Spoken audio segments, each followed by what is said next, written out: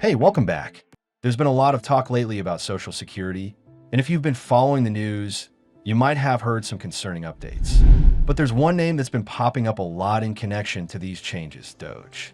And no, I'm not talking about the cryptocurrency. The Department of Government Efficiency, or Doge, has been making headlines, and not for the best reasons. So the recent changes have people worried.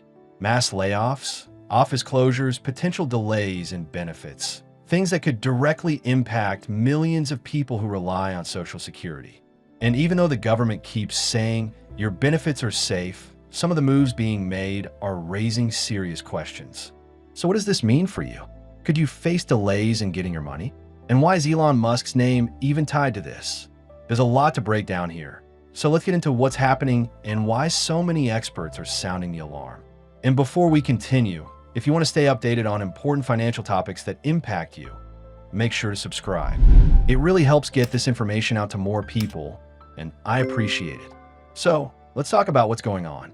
The Social Security Administration, or SSA, has been struggling with staffing issues for years. Right now, it's operating with the lowest number of employees it's had in 50 years, even though more people than ever are relying on benefits. The baby boomer generation is retiring, which means millions more people need help navigating the system, applying for benefits, or fixing issues with their payments. But instead of hiring more staff to keep up, the SSA is cutting 12% of its workforce, about 7,000 employees.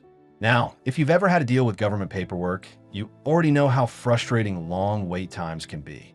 Cutting staff means fewer people answering phones, fewer caseworkers handling applications, and longer delays for things that should be routine, like updating your banking information or appealing a mistake in your benefits. And that's not even the worst part. At the same time these layoffs are happening, dozens of Social Security offices across the country are being shut down. These are the places where people can go in person to get help, especially elderly or disabled Americans who might not be able to handle everything online. With fewer offices and fewer staff, people could start seeing major delays just trying to get basic assistance. But here's where things get even more concerning. The Department of Government Efficiency, Doge, has been granted access to some of Social Security's most sensitive systems.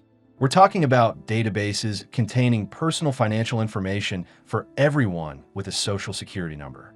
And some experts are worried that Doge officials don't fully understand how the system works. The SSA's technology isn't exactly new. It's built on coding languages from the 1970s, which means maintaining it requires experience and deep institutional knowledge. If Doge makes changes without fully understanding the infrastructure, it could cause unexpected failures, potentially leading to payment delays or even data security risks. Former Social Security officials are already sounding the alarm, saying that Doge employees have requested access to source code they don't fully understand. That's a big deal because Social Security payments are a massive operation, handling over $1 trillion a year in benefits.